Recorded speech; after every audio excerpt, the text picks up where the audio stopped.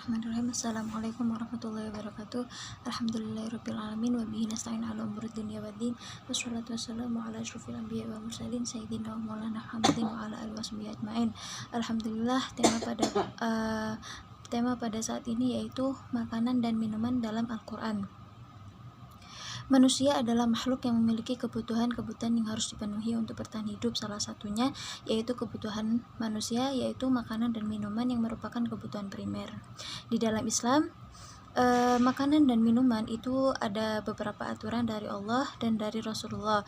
Menjaga makanan dan minuman yang dikonsumsi dengan spesifikasi harus halal dan thayyib. Seiring dengan berkembangnya zaman, makanan dan minuman pun mengalami perkembangan pula dengan macam dan rupa serta asal yang tak terhitung jumlahnya. Pengertian makanan dan minuman dalam bahasa Indonesia yaitu makanan adalah segala sesuatu yang bisa dimakan seperti pangan, lauk pauk, dan kue-kue. Menurut pengertian makanan menurut istilah yaitu apa saja yang bisa dimakan oleh manusia dan disantap baik berupa barang, pangan, dan yang lain-lainnya. Pengertian halal dan haram. Pertama, halal. Kata halal berasal dari bahasa Arab yaitu halal yang berarti disahkan, diizinkan, atau diperbolehkan. Pada prinsipnya semua makanan dan minuman yang ada di dunia ini halal semua untuk dimakan dan diminum kecuali ada larangan dari Allah yaitu yang terdapat dalam Al-Quran dan yang terdapat dalam hadis Nabi Muhammad SAW. Terus yang haram, kata haram berasal dari bahasa Arab yaitu haram yang berarti larangan atau dilarang oleh agama, termasuk di antara keluasan dan kemudahan dalam syariat Islam.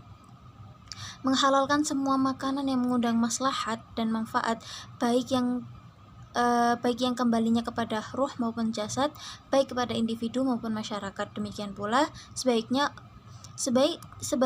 Allah mengharamkan semua makanan yang mengandung madharat atau yang madharatnya itu lebih besar daripada manfaatnya. Hal ini tidak lain untuk menjaga kesucian dan kebaikan hati, akal, ruh, dan jasad. Yang mana baik atau buruknya keempat perkara ini sangat ditentukan setelah hidayah dari Allah dengan makanan yang masuk ke dalam tubuh manusia yang kemudian akan berubah menjadi darah dan daging sebagai unsur penyusun hati dan jasad. Dengan ayat-ayat makanan dan minuman. Ayat pertama yaitu Al-Quran surat Al-Baqarah ayat 57 yaitu Bismillahirrahmanirrahim. Wa dhallalna 'alaikumul ghamama wa anzalna 'alaikumul manna wassalwa qulu min thayyibati ma razaqnakum wa ma dhalamuna walakin kanu anfusakum yadhlimun, yang artinya, dan kami menaungi kamu dengan awan dan kami menurunkan kepadamu man dan salwa.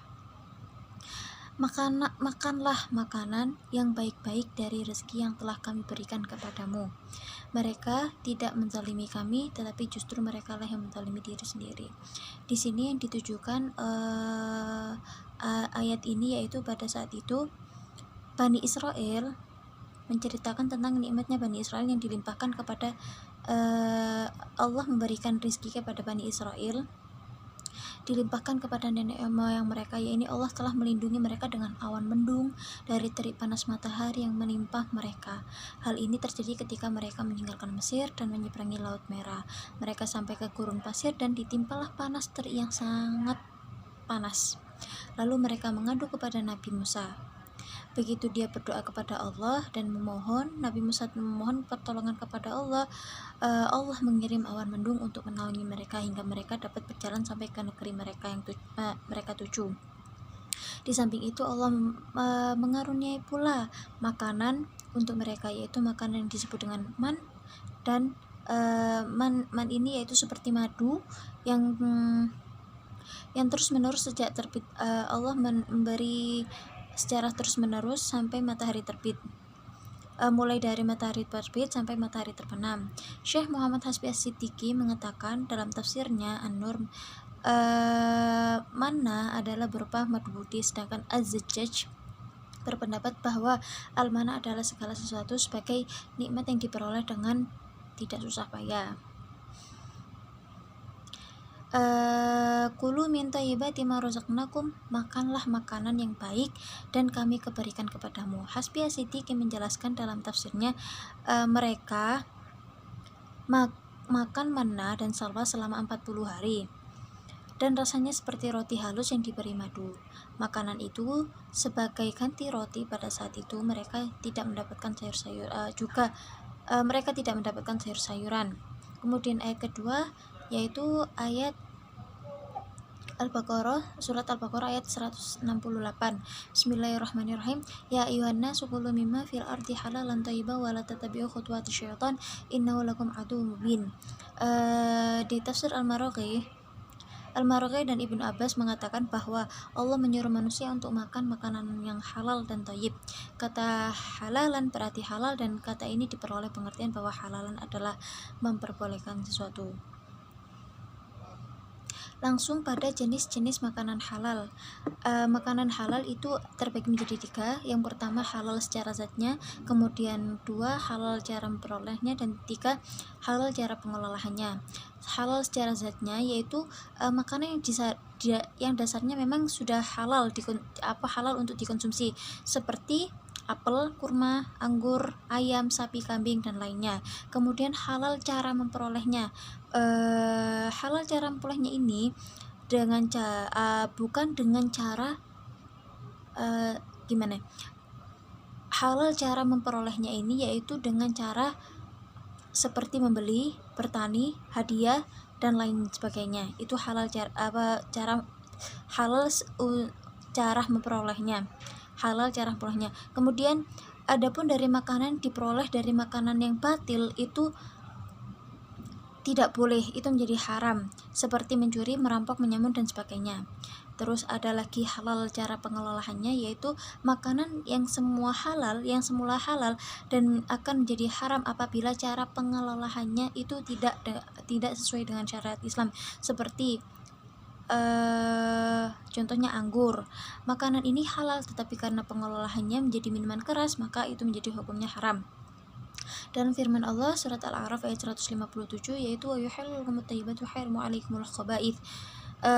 Dan Allah menghalalkan bagi mereka segala yang baik dan mengharamkan bagi mereka segala yang buruk. Dilanjutkan dengan jenis makanan haram.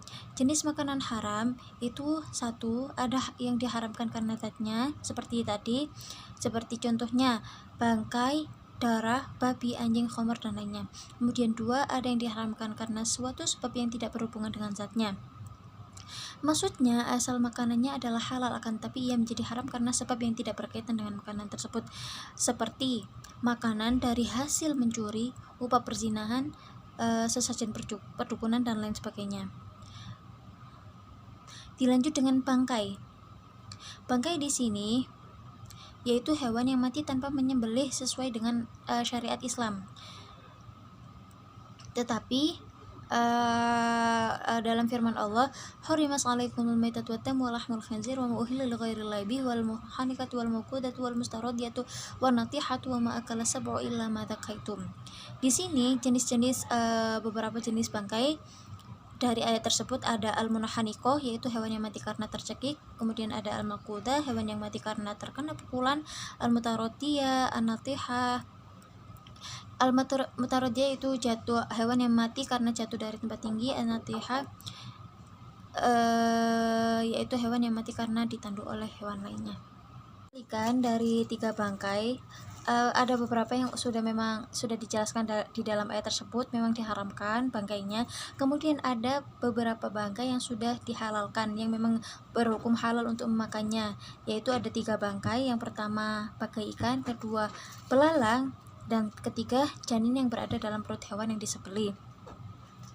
Nabi Muhammad SAW bersabda bahwasanya penyembelihan untuk janin adalah menyembelih induknya. Maksudnya jika hewan yang disembelih sedang hamil, maka janin yang ada dalam perutnya halal untuk dimakan tanpa harus disembelih ulang.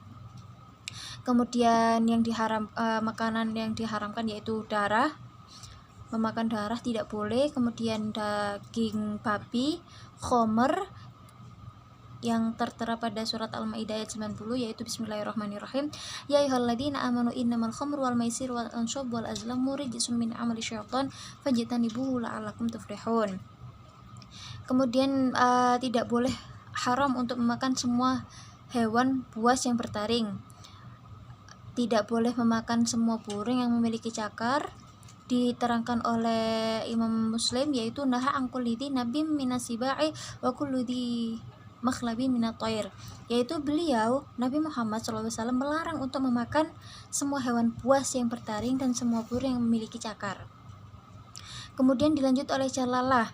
Jalalah ini yaitu hewan yang memakan feses manusia atau kotoran manusia atau feses hewan lain, baik berupa onta, sapi, kambing maupun yang berupa burung seperti burung garuda, angsa dan yang lainnya. Beberapa masalah yang berkaitan dengan jalalah. Yang pertama yaitu tidak semua hewan yang makan feses masuk dalam kategori jalalah yang diharamkan. Akan tetapi yang diharamkan hanyalah hewan yang kebanyakan makanannya adalah feses dan jarang memakan selainnya. Kemudian dikecualikan juga semua hewan air pemakan feses. Nomor 2, jika jalalah ini dibiarkan sementara waktu hingga isi perutnya itu bersih dari feses, maka tidak apa-apa memakannya ketika itu. Dilanjutkan oleh kuda. Kuda ini semana dengan ucapan Asma bintu Abu Bakar, kami menyembelih kuda di zaman Rasulullah lalu kami pun memakannya. Berarti kuda boleh dimakan. Pendapat jumhur ulama dari kalangan Asy-Syafi'iyah, Al-Hanafilah, salah satu pendapat dalam madhab Malikiyah, serta merupakan pendapat Muhammad ibnu Hasan dan Abu Yusuf dari kalangan Hanafiyah. Sekarang dilanjut dengan bagol. Bagol ini adalah hewan hasil peranakan antara uda dan keledai, dan ini haram untuk memakannya karena hukum semua hewan hasil peranakan antara hewan yang halal dimakan dengan hewan yang haram dimakan. Dilanjut dengan tidak boleh anjing, haram untuk makan anjing karena sudah tertera dalam Al-Quran. Kemudian kucing, baik yang jinak maupun yang liar. Beberapa manfaat memakan makanan halal yaitu membawa ketenangan hidup dalam kegiatan sehari-hari. Kedua, dapat menjaga kesehatan jasmani dan rohani. Kemudian ketika mendapat perlindungan dari Allah Subhanahu wa taala. Banyak manfaat apabila memakan makanan halal. Kemudian madharat memakan makanan haram yaitu nomor 1, doa yang dilakukan oleh pengkonsumsi makanan dan minuman haram tidak mustajabah, dan kedua, uangnya banyak. Meskipun uangnya banyak namun tidak barokah, diakibatkan karena setan mengarahkan kepada kemaksiatan dengan uang itu. Kemudian rezeki yang haram tidak barokah dalam hidupnya dan tidak tenang, dan banyak madharat apabila seseorang memakan makanan haram. Dengan itu kesimpulannya bahwasanya segala jenis makanan apa saja yang ada di dalam dunia ini itu berhukum halal. Akan tetapi ada beberapa yang sudah diharamkan oleh Allah yang tertera di dalam Al-Quran. Di dalam Al-Quran diterangkan bahwasanya banyak manfaat memakan makanan halal karena itu akan berdampak pada jasmani dan rohani. Makanan yang halal atau thayyiban atau halal dan baik berserta bergizi tentu sangat berguna bagi kita, baik untuk kebutuhan jasmani dan rohani. Selain itu, makanan yang dilarang oleh Allah juga mengandung lebih banyak madharat daripada kebaikannya. Hasil haram meskipun banyak namun tidak barokah atau cepat habis dibandingkan yang halal dan barokah.